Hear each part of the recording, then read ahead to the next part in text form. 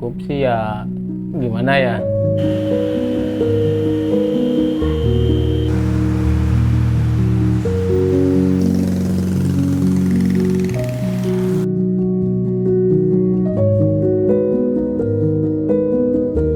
daripada nganggur istilahnya kan gitu ya, aku tekunin aja gitu.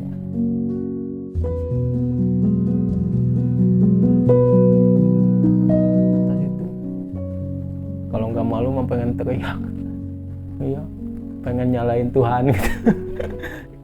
Udah lama semenjak aku lulus sekolah. Lulus sekolah itu SD lah, tahun 98. Pas kesini tahun 2000-an sampai sekarang. Tadinya ngikut bapak ya, kata bapak ya udahlah, orang misalnya kita itu orang nggak punya gitu ya, bantuin bapak dorong air gitu. Ya udah aku bantuin gitu ya, nggak sekolah, malah bapak udah nggak kuat dorong air, jadinya aku yang dorong gitu, gantiin bapak dari jam 5 pagi sampai jam 5 sore. Ada jam istirahatnya jam 10 nyampe jam 1 ya, tiap hari. Kalau pagi minimal 3 rit itu 3 gerobak atau 4, terus sorenya lagi begitu lagi, ada 12 jerigen, 6 pikul berarti. Kalau kita jual di bawah 5.000 sepikul. Pikul itu kan 2 jerigen ya. Kalau di atas 10.000.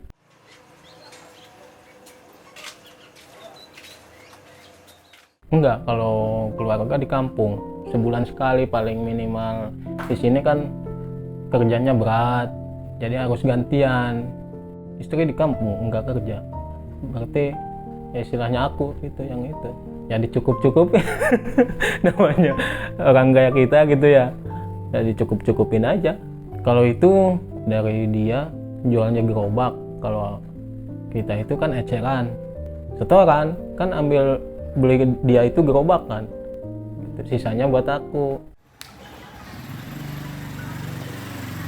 Ya itu mah pasti kadang kalau aku kecapean ya, sakit atau apa kan ini pinggang itu yang kena, walaupun kita lama dorong air, jual air juga modalnya enggak gimana ya, cukup buat makan doang. Nyaman nggak nyaman sih, yang namanya kerja berat gitu ya, cuman dipaksain, tekunin gitu demi istilahnya kita ya untuk makan keluarga gitu, sedikit-sedikit ya, yang penting kita ada gitu ya. Pengen sih kerjaan mah yang nyaman gitu, yang misalnya mencukupi keinginan kita gitu. Dari sono sih waktu masih kecil kan ya, ambilnya bukan di sini, ambilnya di Pegangsaan sono.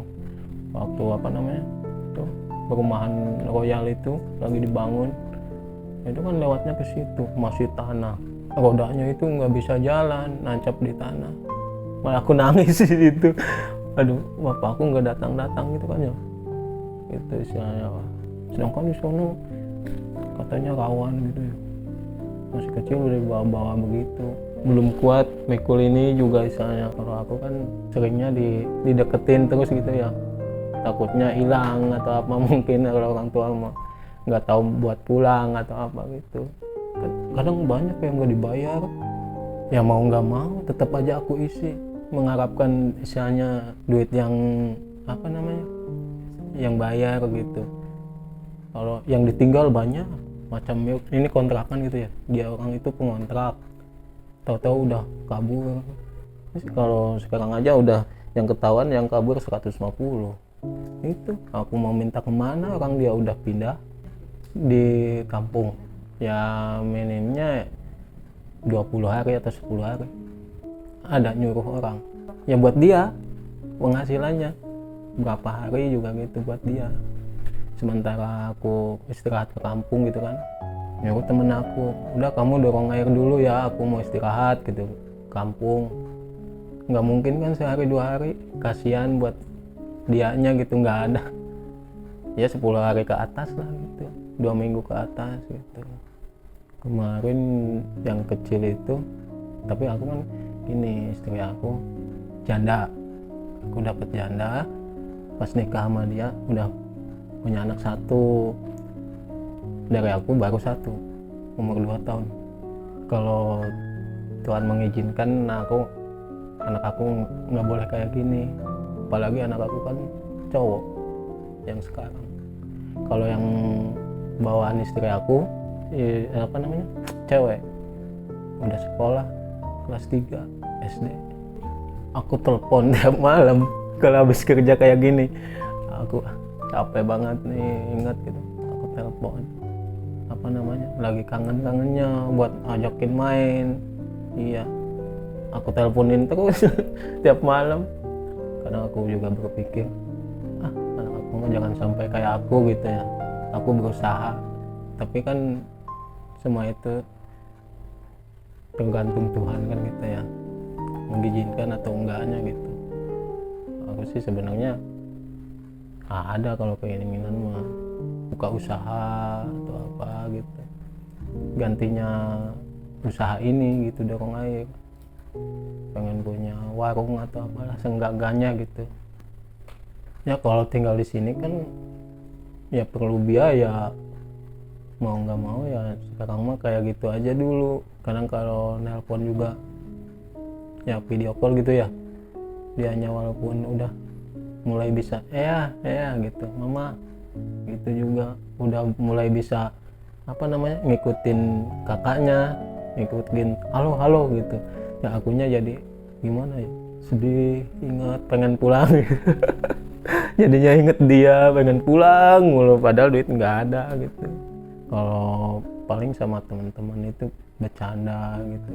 Nah kalau yang bisa ngelupain paling itu sama teman-teman, cerita masa-masa kecil mereka gitu kan, kitanya jadi agak lupa rasa capek atau apanya gitu.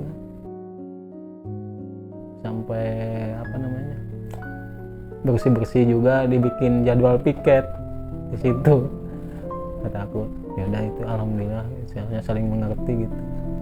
Itu ya dibilang mes ya iya emang barengan gitu ya, dibilang kontrakan ya iya emang kontrak gitu kan ya. Pesan aku sih kalian jangan seperti aku gitu, kerja misalnya yang ada tekunin.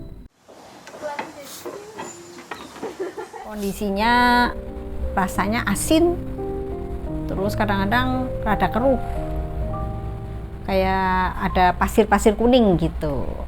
Kalau untuk masak pakai air refill ulang, untuk minum pakai air yang lebih bersih. Karena mengingat untuk kesehatan ya harus beli itu untuk mandi, untuk cuci-cuci sayur, buah harus pakai air yang lebih bersih gitu.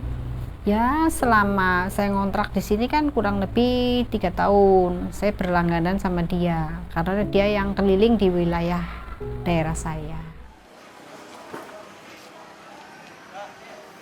Orangnya baik, maksudnya inilah ramah, baik. Kalau dipanggil untuk ngisi air itu dia pasti tepat datang, mengingat kebutuhan kita akan air bersih itu. Ya terjangkau sih, memang sih lebih mahal dari yang air bersih yang lain. Cuma kan mengingat tenaganya dorong air kan berat gitu, saya juga kasihan. Kadang-kadang juga saya kasih bonus lah dikit-dikit gitu untuk dia. Terbantu sekali lah, gimana masa saya kan orangnya kecil kurus, nanti kalau beli sendiri nggak kuat ngangkatnya, karena satu jerigen itu kan kalau nggak salah 15 liter ya, berat itu. Jadi terbantu sekali dengan adanya Mas Tendi. Ya menurut saya ya pekerjaan apapun halal asal dilakukan dengan ikhlas untuk memenuhi kebutuhan hidup dia. Mungkin Tuhan udah menentukan dia, maksudnya profesi, kita kan punya profesi nih, misalnya kerja di kantor, ada yang kerja di pabrik, ada yang jual sayur, ada yang punya warung. Nah ini ya Mas Tendi itu berarti ditempatkan oleh yang berkuasa itu, rezekinya mungkin dari itu juga, jual air dorongan gitu.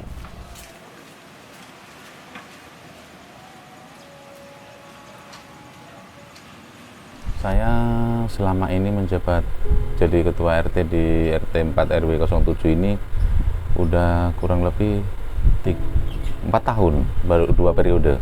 belum, tapi yang 1 periode belum selesai. Kondisi air di sini untuk sementara masih ada pakai gerobakan, pakai yang keliling itu ya, kita sambil menunggulah. Namanya juga tukang air itu kan nggak begitu dia memakai tenaga dan dia dorong kan, jadi kita harus sabar menunggu gitu, nanti jadinya gitu. Untuk selama ini yang kita pakai kan untuk pertolongan pertama ya, namanya kita butuh air bersih ya, mau nggak mau harus nunggu kayak tukang gerobak itu, kayak Bang Teddy, kayak apa itu yang teman-temannya itu semuanya gitu. Untuk sementara yang untuk di lingkungan RT 4 ini gitu. Teddy itu ya baik, sabar, kadang ya humoris juga. Selama ini ya kita udah berlangganan sama beliau kan udah tahun-tahunan ya, berpuluhan tahun juga lah di sini, karena kita kan tanpa beliau mungkin awal-awal sebelum ada air master meter itu juga kita kan dari air bersih dari beliau terus gitu. Untuk selama ini ya relatif ya, namanya dia juga pakai tenaga 5.000 dulu, sekarang sudah naik, nggak tahu berapa ya, karena kita kan yang itu urusan ibu-ibu tuh, kita kan sebagai bapaknya ya terima ada air gitu aja. Ya selama ini yang saya lihat ya semua baik terhadap Mas Teddy itu, karena beliau kan orangnya ya satu sabar, dengan sekuat tenaga dia itu melayanin untuk warga yang di sini, yang khususnya di RW 7 ini ya, termasuk kayak yang di gang-gang itu kan kita nggak bisa masuk ngambil sendiri, nggak bisa, itu sampai ke tingkat-tingkat itu beliau ya dengan setulus hati untuk melayaninya gitu. Orangnya sih cukup baik gitu. Harapan kedepannya ya Mas Teddy itu supaya bisa ya terangkat ya perhatian, supaya ada dia nggak selalu untuk menjadi tukang air. Saya juga lihatnya kan kasihan juga, nah, semakin lama juga dia semakin tambah umur, tambah usia kan ya, tenaganya belum bisa sampai yang seperti yang sekarang ini mungkin kan begitu Mbak.